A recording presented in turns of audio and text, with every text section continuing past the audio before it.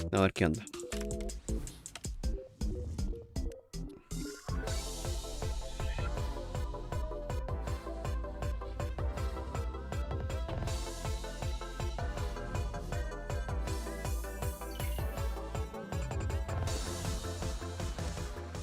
Welcome back to IGN's Summer of Gaming. The festivities continue tomorrow, but right now, we'd like to let the good times roll. Freedom Games is a publisher founded in 2020 that was built on the very Buena notion intro. of partnership. Sí, la paz. Independent developers and helping them get their games made. Dejé la caga. ¡Ah! Proud to present a showcase of Lo all the siento. upcoming games they've got in the works. Estaba jugando con esto y pasé a llevar un botón y cambié la. Lo siento, lo siento. Perdón. Pido perdón, pido perdón. Well, make a video game. I guess everyone wants to do that.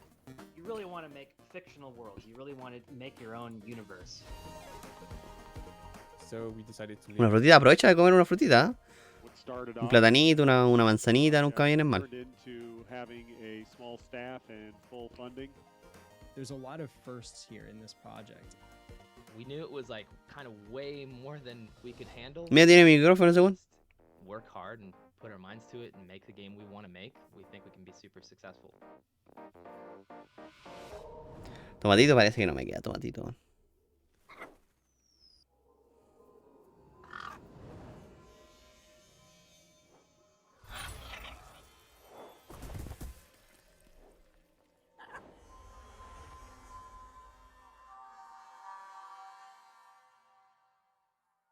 Por un momento pensé que iba a ser el juego ese. Is a cozy open world sandbox crafting game with procedural map generation and storytelling. Oh, sí, ese es el juego. Is to improve their base and character while exploring a rich world with different biomes, races, cultures, and cities. We offer a unique dynamic class system for co-op multiplayer, enabling various playstyles. It's possible to play a game as a fighter, farmer, cook, miner, trader, or even as a card player. Each player in multiplayer can play individually within the team. Some of them are exploring, slaying monsters, and doing quests from the cities. Others are building the base, farming and taming animals. Traders are building roads and trying to find unique resources from other cities. The team events gather the team together. Slaying a boss or organizing a beer festival can be team events. The world of Good Heavens is created procedurally. Moreover, the races, the cities, and their cultures, also the history of the city with its neighbors and their behaviors, are procedural as well. Players might come across wild combinations. A town of nudist elves are radical and aggressive as part of their behavior, so they're attacking anyone who enters their town with their clothes on. Another random combination could be BDSM-loving vampires or hippie werewolves. It's a comedy game, and we do everything with that in mind. El Solson no. Create the world with its towns, De momento nada. cultures, and history. The world will start interacting. No creo que lo with itself. anuncien, The cities will start evolving according to mi their querido Pim. cultures and their respective technology path. They trade with No other creo que anuncien cities and harness resources from their este año. environment. If the player gives them the tech, they will continue their evolution. They will make new buildings. With those buildings, they will make new weapons, and eventually they will attack their rival city and destroy. Yo perdí la fe A en single Simpson. action by the player can lead to enormous outcomes. If you're watching this, then it means we want you on Me board. encantaría que me pegara así. What are you waiting for? ¿Cómo? Y me dijera, toma Silson, pero yo creo que no. I would say that it's an endless comedy engine that you can play forever. You can play Good Heavens in a casual way or in a hardcore way. It's up to you. The game has a massive scale map. We have different biomes and we have different resources and animals and monsters on each of these biomes. And we have also this NPC and cities layer on top of this. So you can build your own base. You trade between those cities and you try to find the balance in this world in the end. And every time you restart the game, there is a new challenge waiting for you. Some of them start as a more developed city, and they go into a small town, and then they become a larger town, and then they become a city, and then at the end they became metropoles. But in order to arrive into that latest stage, they need to find all the resources that specific culture is requiring to evolve. You're trying to find out what's going on. You get quests from them, and then for yourself, you try to improve your base, improve your character. So you kill some monsters, you hunt for some animals, and you craft some things for your base and yourself. And every time you restart the game, you find that these races and cultures are different from the previous game, and there's some kind of a new story in between them. That's the procedural part of the game. These cities will have different ambitions, they will have different relationships with each other, and you will find different quests in each time you restart the game. It enables you to tell different stories every time you restart the game. I mean, we don't want a linear game that is the same every time you play. I mean, the magic of procedural generation is to give you a different challenge every time. So you're building your character, and Igual que you're interesante cómo mezclar todo build a y fun generarlo de manera character, for procedural, example, or a y warrior generar de character, manera or a automática fighter character. para una historia. Starting with the biomes, each of these biomes can hold different races, and each of these races can have different cultures. Depending on those cultures, they have different buildings and classes in those cities. So those guys you can trade with, take quests from, and just go into some dialogues with them and try to find out about the rest of the world. So depending on how you start the game, single player or 3-player or 7-player, the difficulty of the game will change. Our procedural generation works quite well. I was afraid that it wouldn't be this easy to handle a huge map like this. It would create some problems. The second thing is the combat system we are developing right now is somehow better than many of these current multiplayer crafting games, I would say. It's been around a year since we started working on the early concepts and research about procedural generation. It took us some time to overcome some of these technical challenges. We're not the first overcoming those, but it took some time nonetheless.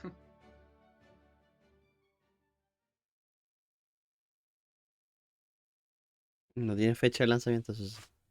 Para Epic y para Steam. Good hands.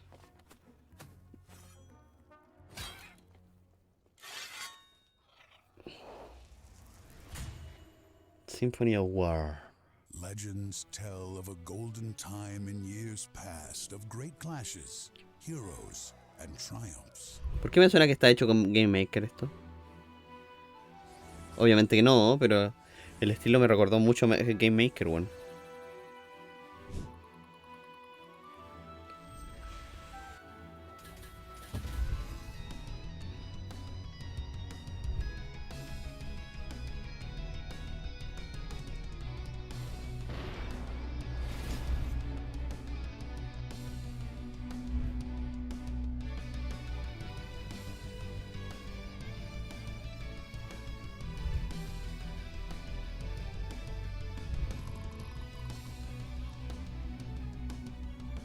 Obviamente le está haciendo competencia al Advance War, ¿se llama o no? El de Nintendo. Diría que sí, bueno.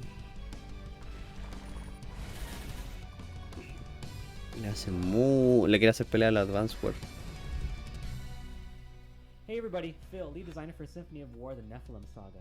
6 years ago, we set out to create a brand new strategy RPG series, and today we're finally ready to announce the first title's official launch date. And that launch date is right now, today. Please go check it out at the Steam store. RPG fans, we think you're going to love this one.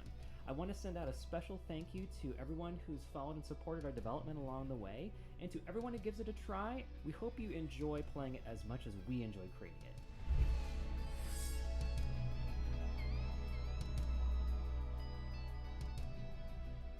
Puede estar bien, supongo. Yo no soy muy fanático de esos juegos, pero... My name is Phil, and I am the co-founder of Dancing Dragon Games. Symphony of War, the Nephilim Saga, is the first in a strategy game series that we are developing. It is a political war drama. Your protagonist is an Imperial Army officer. Some shocking events happen. You get framed for murder. You have to clear your name. There's so many twists and turns, and you saving the world, as you do in these games. I love to tinker. I love to experiment. I want to be able to set this up and then auto battle. I want to have a little bit more automation. And Symphony of War delivers that exactly. It's turn-based, and the bulk of your micromanagement is done before you go into a mission or a chapter in a home-based sequence. And I love that. In the home-based phase, you will be able to buy stuff, and that's, higher...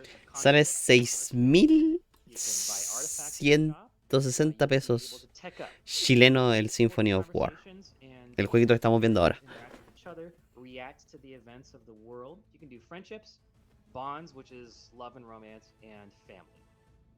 Tactical phase is the other half. Your squads that you've built are plopped down into a map. Boom, that's my army, that's my setup. It's beautiful. Mission go. So we've got open terrain, which includes your plains, your roads, grasslands, stuff like that. And you've got your rough terrain, what's your woods, your swamp, your townscapes. You have your squads, and you've painstakingly made their formation, chosen their class, chosen their leader, their traits, their artifacts, and you send them in, and you go, and then you sit back and watch.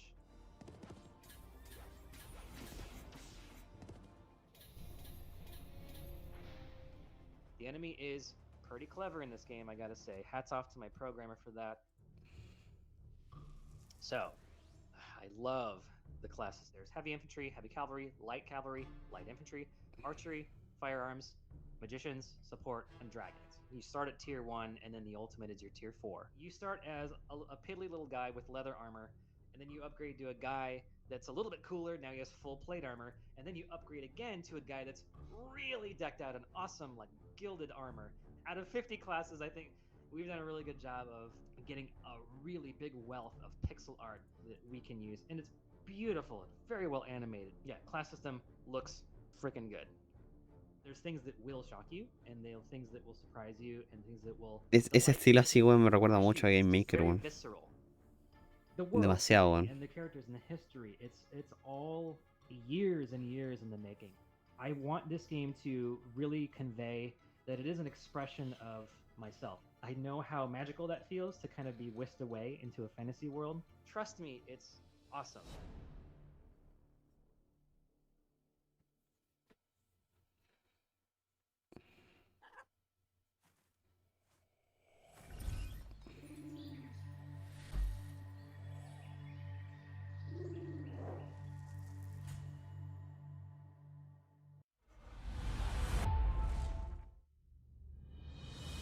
There was a time when we forgot Mierda, el volumen, who we weón. are, Estaba fuerte. grounded, Estaba fuerte esta weá. and destroyed our world in the name of greed. But now, we remember. We remember that we are not in control of nature, but we are part of it. The world is our healer, and we are grateful. We are grounded by the air we breathe, and seek balance with nature.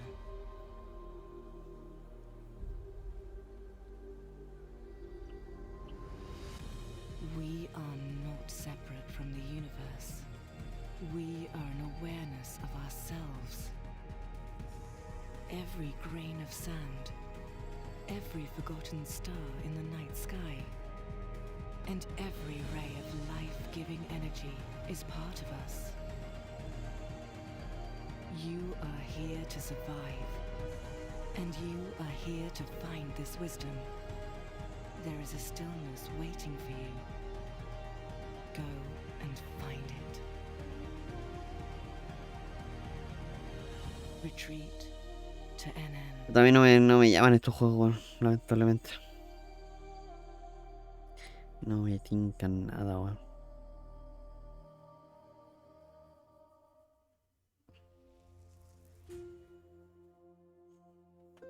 My name is Justin Hosford. I'm the founder of Head West Studio, and we're making a game called Retreat to Enin.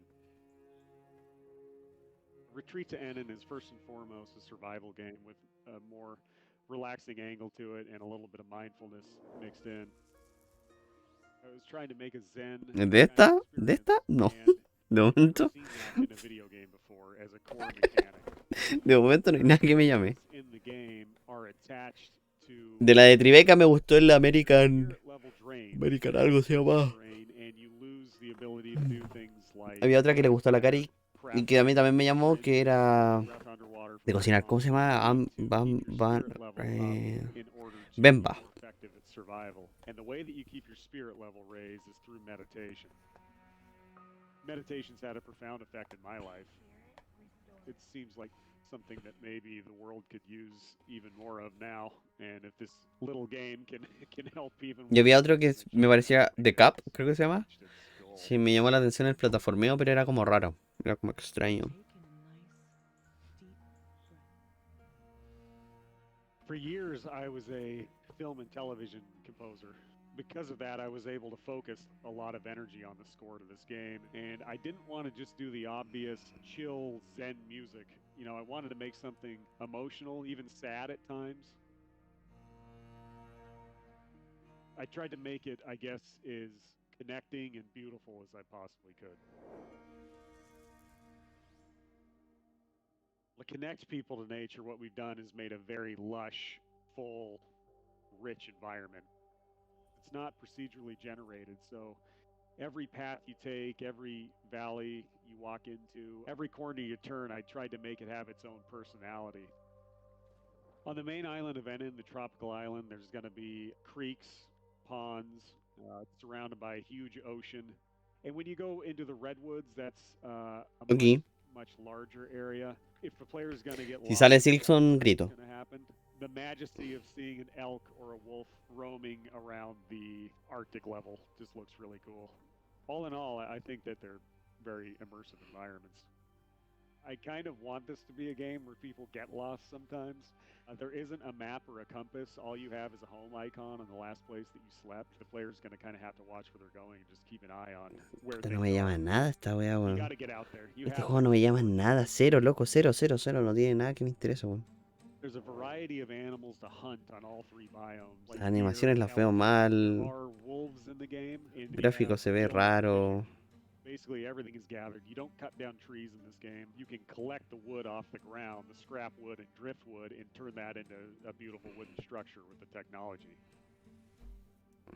There is no wasted item in the collection system. Everything has a purpose.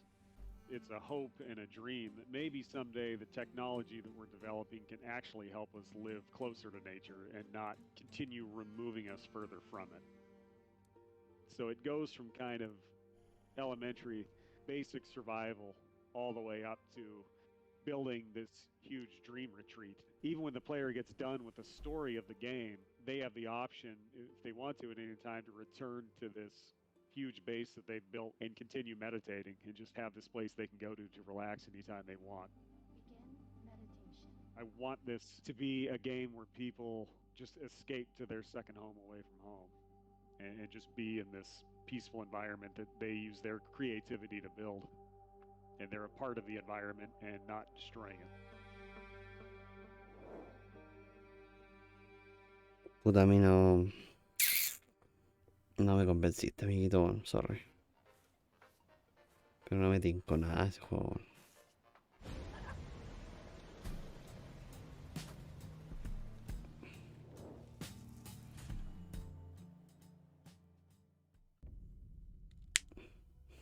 If you find this tape, I beg you, listen to it carefully. My name is Elise. I recently settled in the village of St. Exel, a quiet and isolated place near the sea. But during the annual fair, something happened. Armed troops attacked the village and tried to kidnap us all. I barely escaped, only to wake up completely alone. Stuck inside this place that doesn't feel like home anymore. I am starting to lose all sense of reality.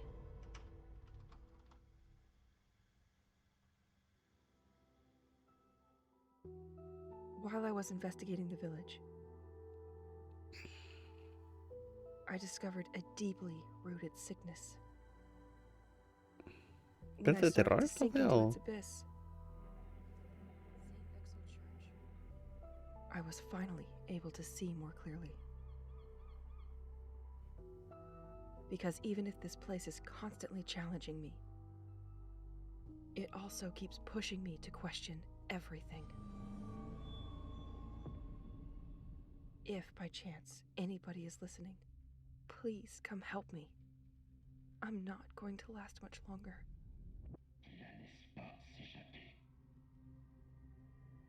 It's now or never.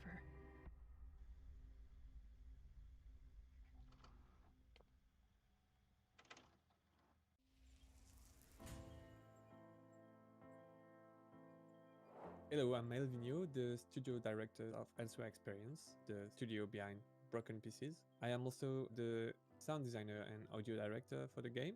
Broken Pieces is a game that's set in a coastal village in France. It's an adventure game where you play a character named Ay, se Elvinio. juega There's like some kind of desde paranormal arriba. phenomena that are happening inside the village and she cannot escape.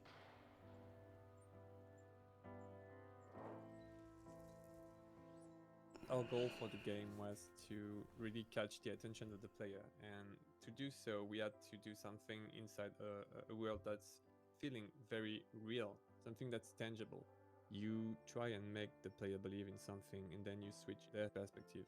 If everything is very realistic, then when you have things that are paranormal, they meet in the cross point with the realism. The player would question at first and then integrate inside its perspective of the world. What we really wanted the player to feel is the anxiety and loneliness that the main character Elise is feeling. Loneliness, it's a difficult sensation to communicate. There's actually only one character inside the game. You don't talk with anybody, you don't interact with other people. You don't have music. When you want to play music, you actually have to use the tape player inside the game. And I think that's what life is about too. Sometimes you listen to music because you want to break this loneliness. Because there's so many moments where you don't have music. You have to have this constant soundscape of what's surrounding you. We did a lot of recording where we live, and we really wanted it to be very present.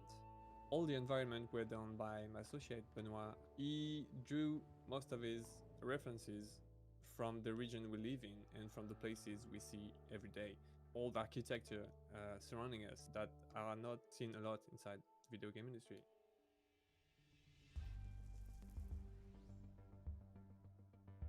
We are very huge fan of puzzle games, of course, and puzzles are very interesting because they give you the opportunity to insert story inside it. They give you the opportunity to talk about things that interest you, and they give you the opportunity to use the world fully and the exploration and the space you are in. The game is pretty unique, you know. The features there's inside it, the way we made things, it's very ours. We didn't compromise on that. Thanks a lot for checking out Broken Pieces with us, et on espère que vous serez au rendez-vous. Merci. Como que quiero verlo como el producto final. Quiero ver qué onda finalmente el juego. Hi everybody and welcome aboard. I'm Stefano, co-owner of Stellax Software, and this is our project, a minimalistic narrative game called Monorail Stories in a modern-day pixel art setting. So what's the game about? Well, the game will star two different protagonists, Sylvie and Amal, who live in different cities and travel each day on the same monorail. But they never meet because they travel at different times and opposite directions. Along the way they will meet different people and make different choices, but they don't know they are sharing a common story, because what one character does on his route has consequences on the route of the other character. So every choice the player makes will have repercussions, every choice will bring the player to a different story and to a completely different ending. But what does this game have to offer? Well, so first, the game has a story mode with branching storylines and multiple endings, but we also want to offer something new and not common in this kind of games. So we decided to add an innovative asynchronous multiplayer mode, where what one player does on his turn will impact how the story plays out for the other player. And last but not least, we also want to offer a kind of endless story mode with new contents added regularly. Okay, that was it. Thank you for traveling with us, and I hope you enjoyed this short first ride on the monorail. Qué raro, pero interesante. I'm Stefano, welcome aboard. I'm co-owner of Stellax Software, very small husband and wife game studio. My she's artistic director for the game, and this is our project, a minimalistic narrative video game called Monorail Stories in a modern day pixel art setting. So the game will start to different protagonists, Sylvie and Amal, who live in different cities and travel each day on the same monorail, but They never meet because they travel at different times and opposite direction. So along the way, they will meet different people, they will make different choices, but they don't know they are sharing a common story because what one character does on his route has consequences on the route of the other character. So basically, every choice the player makes will have repercussions, and every choice will bring the player to a different story, to a completely different ending. We have around 10 different endings in the game. The funny thing is that each ending is so different one from the other. We're really surprised at the players. It was a huge challenge for us because we tried different ways to manage all these different paths that the player has. And what we find out really to focus everything on the relationships with the other commuters on the train. One of the stories is really about ordinary people in extraordinary everyday stories about commuting, human relations, and destiny waiting to be discovered. In a world where everybody's screaming so loud, we love to whisper. So we really want to give this kind of experience to players. The game not only can be played, of course, in single player, but we added this innovative asynchronous Esto me llama la atención de que sea como multiplayer, the weón. multiplayer mode, two different players take turns controlling the two main characters. It's cooperative, so we share the same experience, but the choices made by one player Estaría bueno para jugarlo en cooperativo, ¿eh? be able to play with Es interesante para jugarlo en cooperativo, weón. Me llama más así. the journey together, knowing that your choices will impact somebody else's game. Me llama mucho más así. This multiplayer mode, you can play it online, or you can play it on Twitch. The streamer plays as one of the two main characters. One of the viewers can join the game and play as the second character. So really be able to participate together, so play together with the stream. We spend a lot of time working with this plugin because we really believe that adding the multiplayer mode to narrative games will really bring something new and fresh and exciting to the experience. It's really a minimalistic game. You have simply the characters can only move left and right. They have a button to interact. Verdad de los kiwi, weón. Very easy to play. It's really a game to enjoy.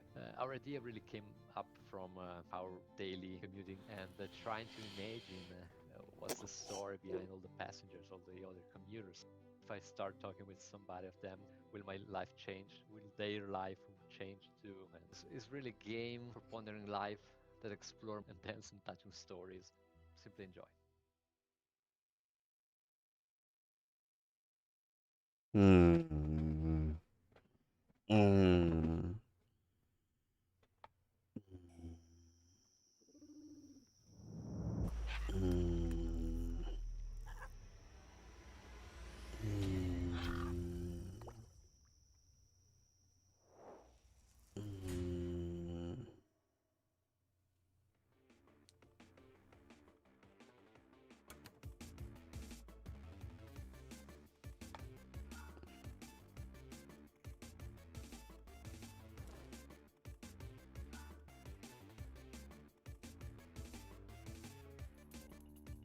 ¿Un Pokémon?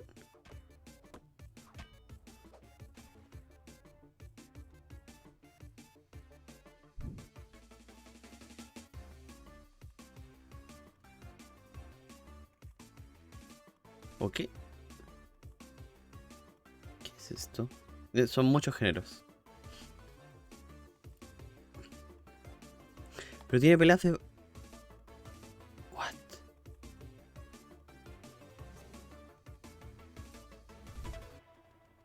Monster Ripe o Tribe?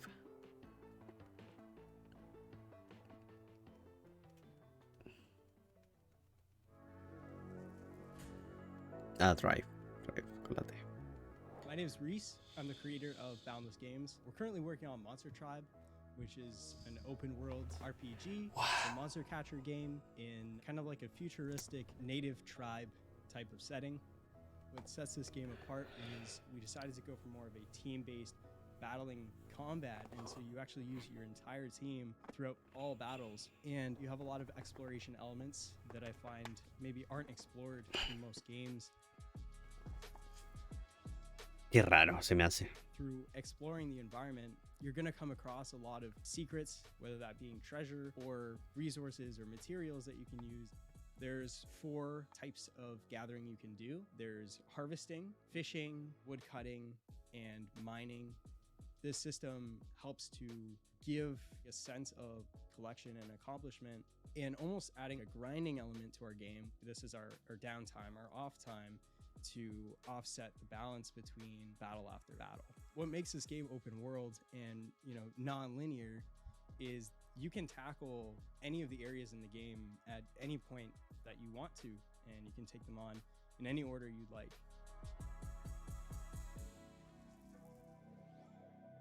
Collecting monsters isn't the traditional throwing some kind of orb or object at it. And so in our game, instead, what we've done is we've created a system where monsters drop DNA as a battle reward.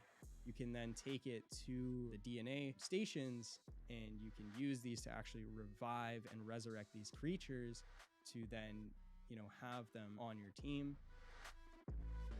Monster mutations is a mechanic in the game where you can mutate them using resources and items. And so originally it started off as just a way for us to get more variety in monster encounters. That opened up to about 300 different combinations of creatures. And so we just kind of thought, like, why not throw that into the player's hands?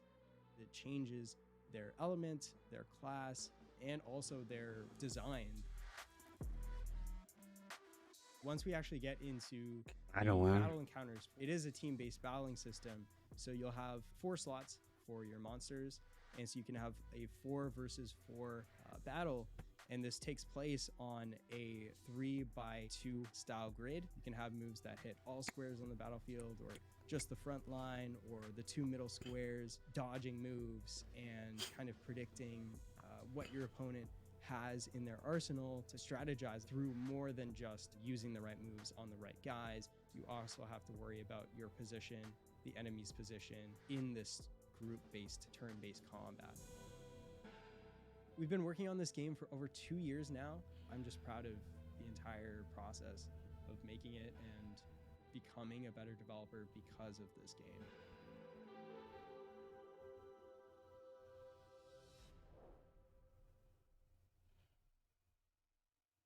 Raro. Curioso. Pero raro. Pero curioso. Pero raro. Pero curioso. También es raro. Pero curioso. Esto bebe mucho de Nuclear Throne o Enter the Gungeon.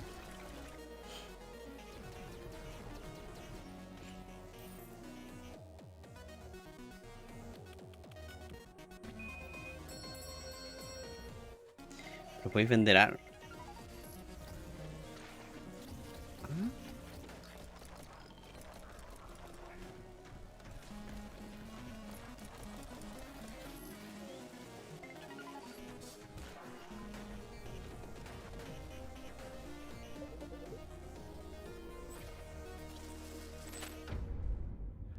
Neon Blight.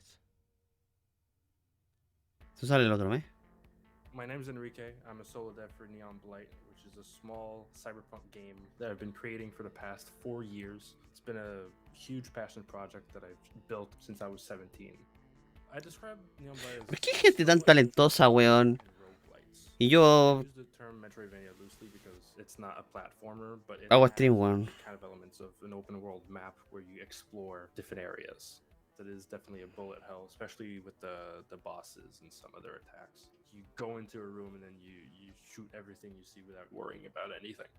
So it's an open world game where you kill bosses and you go back to your shop and sell guns, items, and anything that you collect in what I call the outer border, which is the big open world combat area. If you survive, you can go back to town and sell your weapons. So the story, basically she's an ex-cop and she becomes a gun shop owner as her retirement, and she's dragged into this bigger than herself story of trying to collect the ultimate weapon before, something bad happens.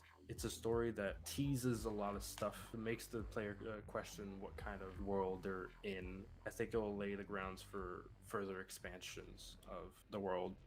There's the main hub called Eden, which is a small town that your player lives in and has her gun shop in. The Neon Stop, which is where you buy all of your items to put in your shop, couches, display units, anything like that. It's a town where you can interact with NPCs and stuff like that. And then there's the Outer Border, which is the combat area. It has 7 different biomes in it. An abandoned forest, the Lone North I call, which is like a snowy biome, a bunker. You explore different shops, talk to some people. I'd say the combat feels pretty solid. It's fast paced. It can get hectic. There's a few different mobs. There's one called the Demon Gangers, which is basically your generic pistol, shotgun, auto, rifle kind of group. And then there's the Blight mobs, which is there's a runner that just runs after you. There's one that kind of has a spore, I would say, kind of ability where it's just his head bursts, and then there's bullets that fly everywhere. There's robots also. Quite a bit of variety. I'd say Neon Blight wouldn't be the same without the music. Our composer is incredible, and every time they push something out, I'm like blown away every time. On a personal level, it's very much a labor of love, and for the genre of roguelites, the genre of Metroidvania together, and I think that people that like cyberpunk games will find some nice things in my game, especially in the art style and the world that I built, and that my composer has pushed forward with the audio and the music. Como que sí, como que no. Estoy adentro, estoy no, estoy adentro. Sí, igual puede ser, weón.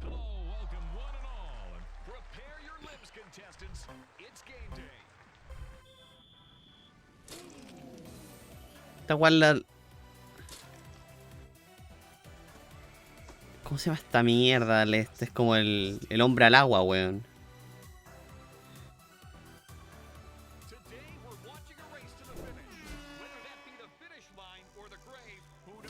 Jugar al multiplayer está muy bueno esta weá.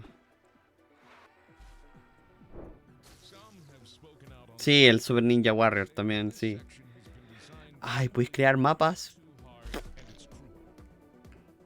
Puede que a la gente le guste esto.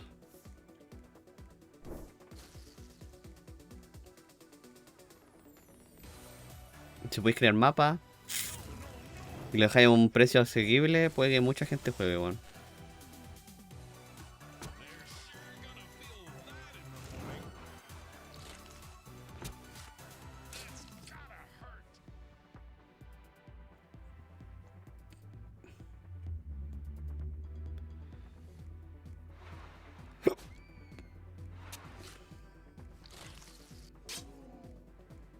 Esto puede estar bueno, weón. Esto puede estar bueno, weón.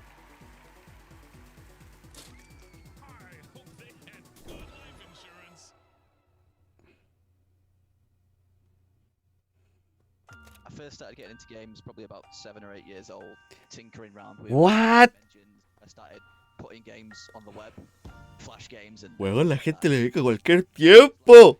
really silly deaths, characters getting blown to bits in like a cartoony way. It's usually an area of frustration, but when you can see your character's head just flying off and blood's going everywhere, it's like you just got nothing but humour there. I come up with the idea of having like a Ninja Warrior / Total Wipeout death competition. I was actually working 2 jobs at the same time as developing the game. I'd have all these fantastic ideas while I was there. You know, I'd be on the checkout just thinking about Slaughter League, and then by the time I get home, I'd just like, we ended up deciding that it would be best if I worked full time on the game. This game, it sounds corny, but it's changed my life in that way. Whereas no other game had before. It's just flipped my life to where I want it to be. So to finally be able to do this as a job is just insane. I love it.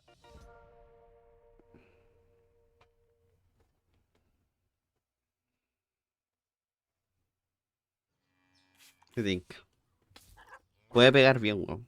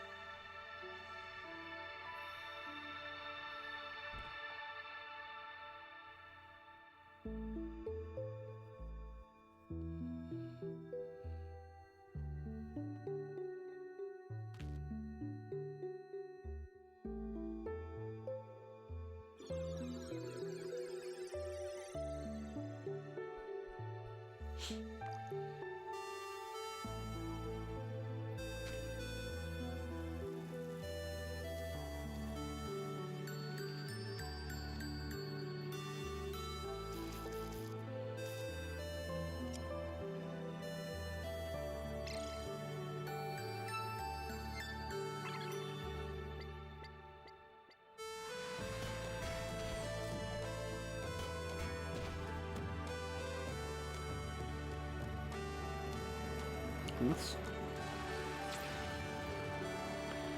One Lonely Outpost. Igual sí, igual sí. I always thought that I would be good at making video games. My mom just sent me a picture of a drawing I did when I was like 8, titled My Own Game. I was diagnosed with Asperger's autism as a child, and I basically kind of just told myself, nah, there's no way I could be in management. But through therapy as a child and then continuing my own efforts, I overcame it. Now I'm doing my dream, doing something I thought I couldn't do.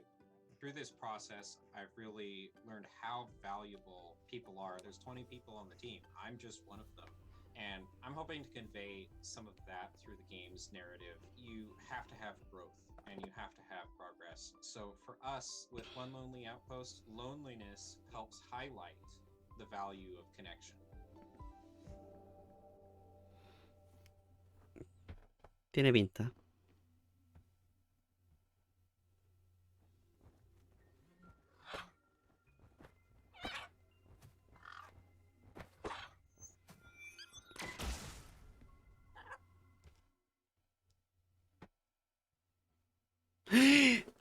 Este juego. Wow, Halberd Studios. Knights of Shadows.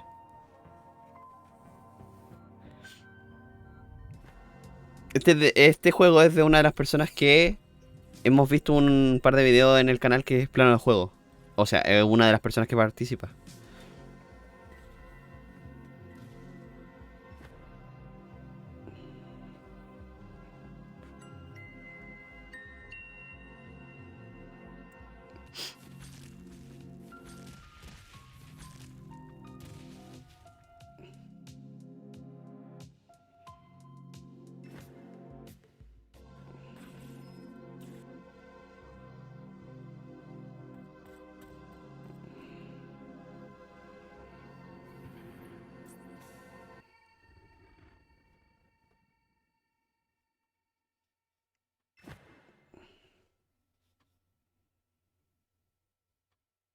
¿Quién va a aparecer aquí?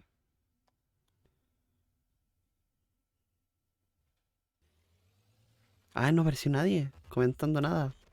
Wow. Es bueno, se ve súper bien ese jueguito, weón.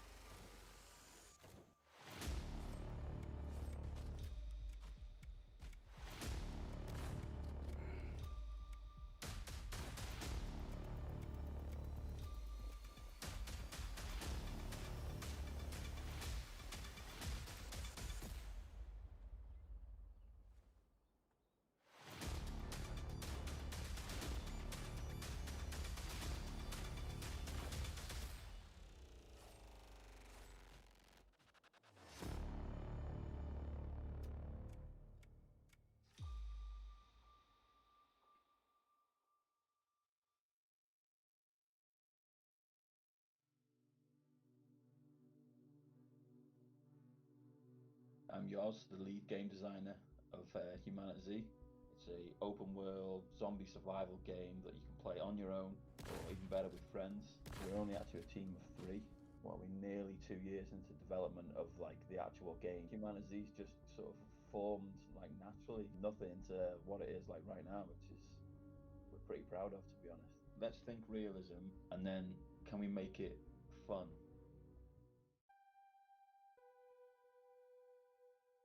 The open world is one of the main things because the map is pretty darn huge. I think we're up to 8 by 8 kilometers, so people are going to get lost. You can literally go anywhere you want. You can find spray cans and then you can like track where you are and it's that way of like mapping out where you've been. So there'll be obviously zombies, there's no getting away from them, but there will be other non-player character AI like bandits, gangs, some friendly, some not. We have like random item spawners that are created for each building. Say me and you were looting like a town nearby. Sometimes you might not get anything, sometimes you might get a little bit. You could go to those locations and hope no one's looted them before you, or it's your lucky day and that loot is there for you to gather. We decided to do multiplayer from the get-go. You can play alone and, you know, be the survival guy. Playing with friends is definitely how the game is made to be played. That's what we want it to be as well.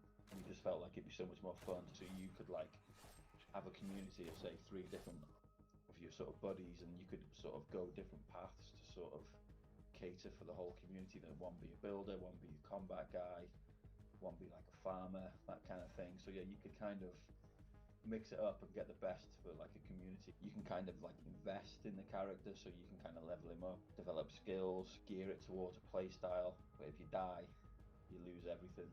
To learn your lessons from the last time and don't make them same mistakes again.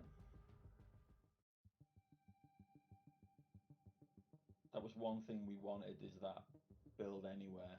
If it was an apocalypse, you had your own house, you would use what you could to fortify the house that you currently live in. I don't know, the fortification is just one of my favorite parts of the game at the minute. That was one of the things that we first started on, was we literally began with fortification, and then we expanded to there from like, okay, Yo no soy mucho de estos estilos, weón. De estilo survival así. so then we've gone for your traditional Me cuesta, weón. walls, build Me cuesta engancharme. basically give the player like Tal vez con gente sería, wanted, building a como dicen ellos, que es la mejor manera, tal vez. food and like maybe like Llama más con ese estilo, con jugar con gente, weón. literally freedom of the player, that's like story writing, they can kind of play their own way.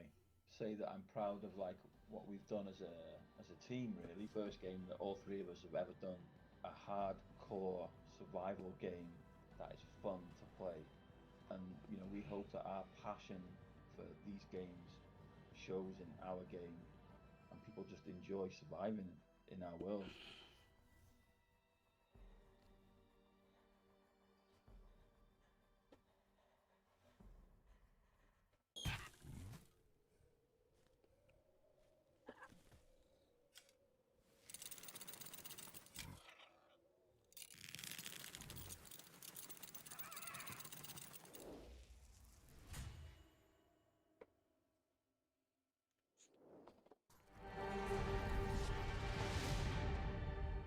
Talamel is in its twilight.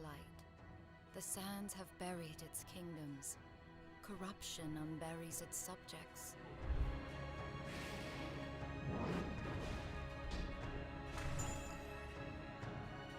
Uy, no me gusta cómo se ve.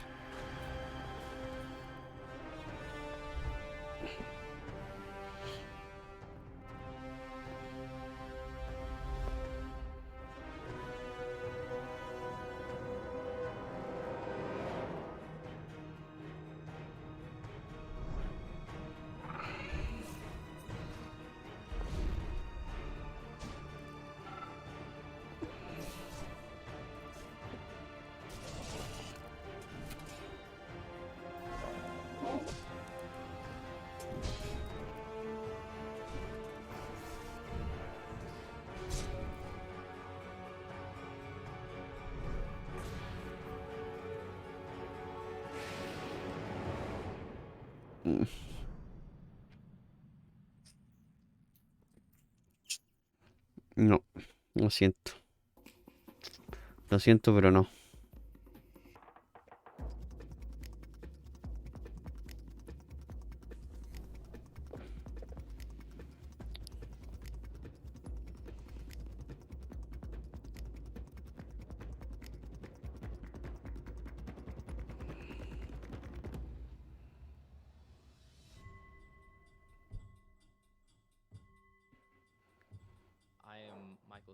I'm the art director for Sands of Aura. Sands of Aura is an action RPG in like a post-apocalypse fantasy setting. You're getting on your sand ship, you're cruising across this desolate wasteland of sand that was caused by this spell plague from an ancient. ¿Por qué tiene puesto el filtro así? The player's gonna unravel and figure out why that happened and maybe what they can do about Me it. da toque cómo tiene puesto el filtro. Emphasizes on action RPG being the difficult, kind of brutal, learn to play it kind of way. You definitely will die a lot.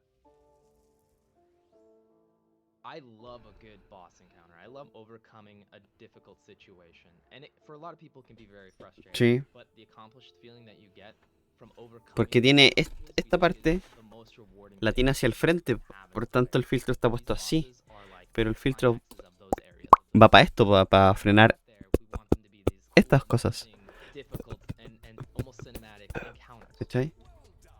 The combat is not as instantaneous as a traditional action RPG. There's a bit of weight to the character's swings and actions, so you do have to be deliberate in what you decide to do. How to do that dance with them. You got the dodge timing and you got the swing and you got another like the whip attack. You paired it at the right timing. Like it feels amazing when you're getting that dance down. The deaths will become Fíjate un Big Box. less punishing and they'll come less often as you grow in experience as a player. And No we sé. really hope that the people have Big Box. willpower Me acabo de dar cuenta en este preciso instante que no sé hacer Big Box. Que tengo sueño, no sé por qué tengo sueño, weón. And the boat is almost the opposite of that. Qué chucha, hermano. ¿Por qué tengo sueño? I can kind of reassess myself. I can think about what ¡Qué weá! you can ride on those sand dunes and you can gain speed if you go down the waves and hop off them and Yo creo que me falta comerme in front of you una pizza. of all these different features.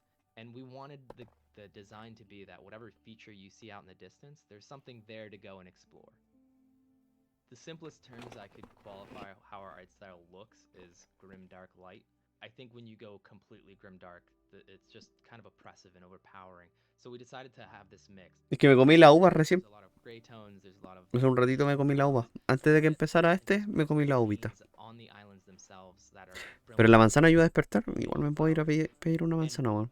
Después de esta conferencia me voy a ir a ver una manzana. everything has a meaning, a reason, a story, a purpose. Every dead end has a reward. If it's loot or armor or reward, whatever it is, or an NPC or a character, like there should always be something in every nook and cranny.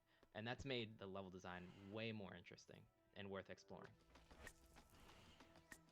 Se supone que esta ya debería estar por terminar. No queda mucho. No debería quedar mucho.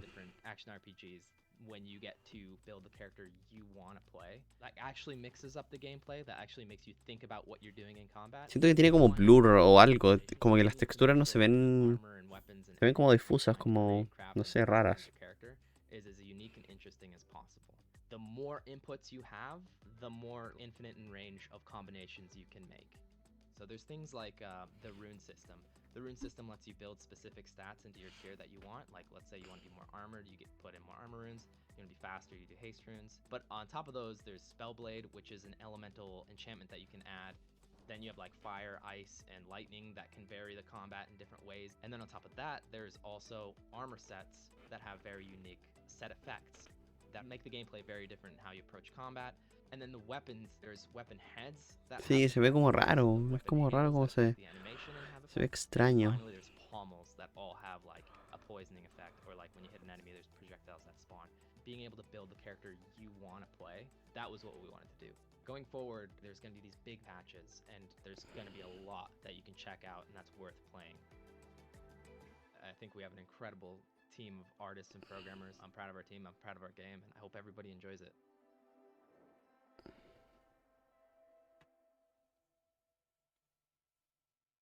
Igual está en Early Access, tal vez. Le falta bastante desarrollo. En la 1.0 tenemos que juzgarlo. ¿Estamos listos? ¿Terminamos?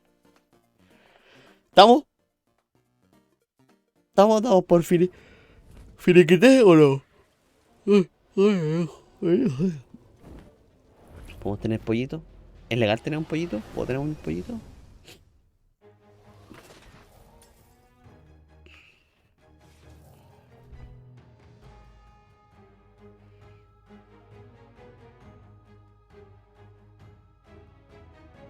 Pero se la va a comer el gato, ¿o no?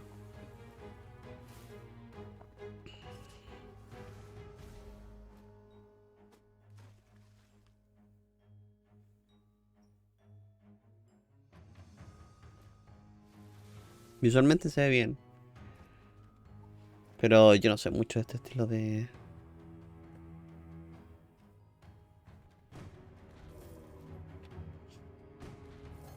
Pero visualmente está bueno. Puede llevar un panda, weón.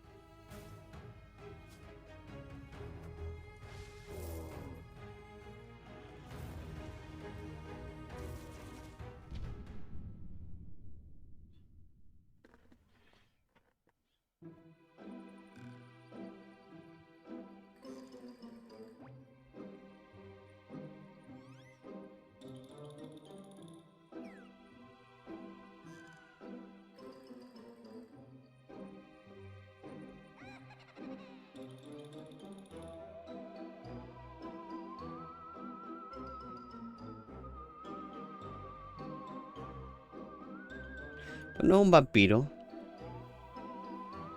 Si un vampiro, ¿qué está haciendo en el sol, weón?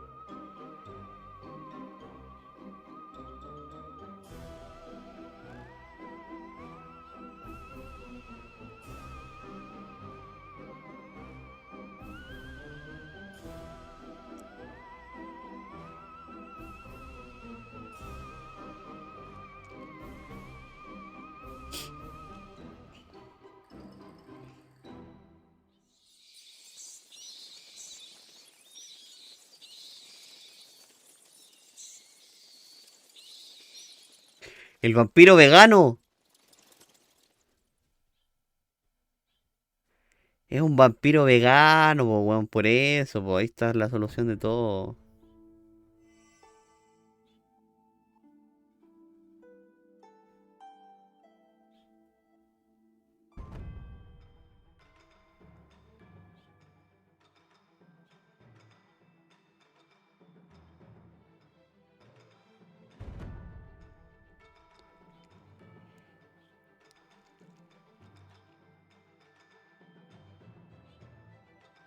Sí, Voltaire se llama, no sé.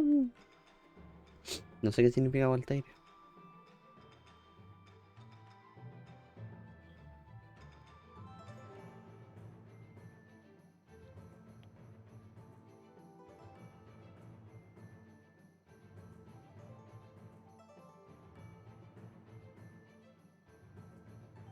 No, no sé qué es un Voltaire.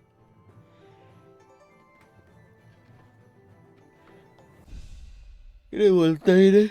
Ah.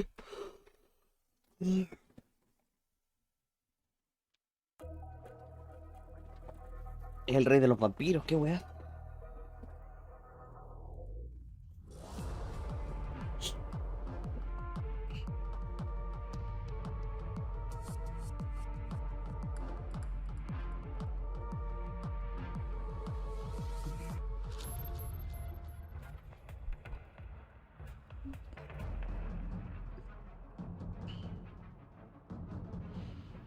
No me llama nada esta weá, weón.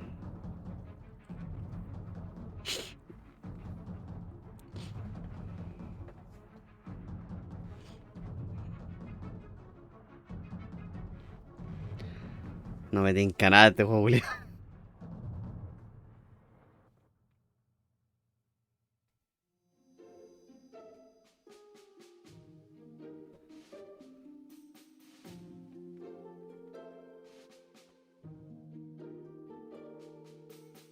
No entiendo.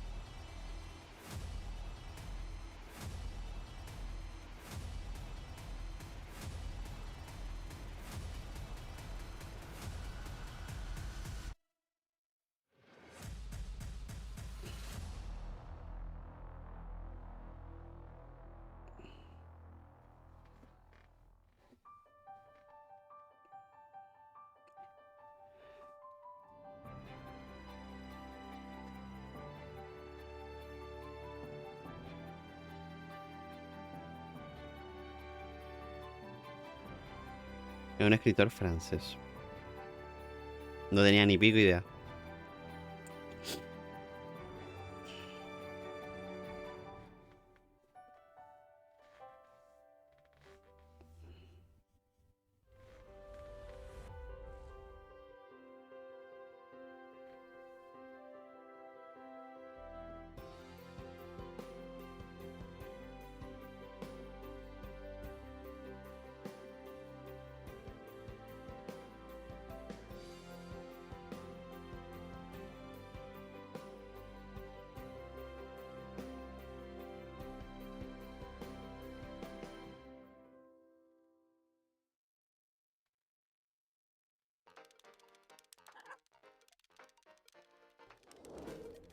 for me, playing games is like building memories.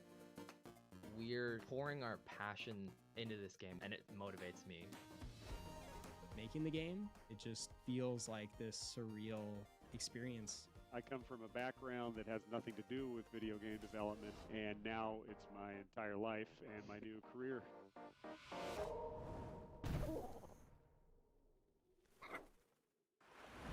Estamos listos. Estamos listos.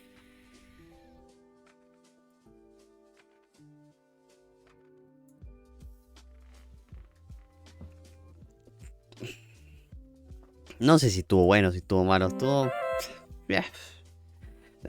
Hay muchos juegos que está relleno, que... Hay cositas interesantes. Tal vez estoy más amargado este año. Puede ser que esté más amargado con los juegos, weón, porque no me llamaron tantos juegos la atención.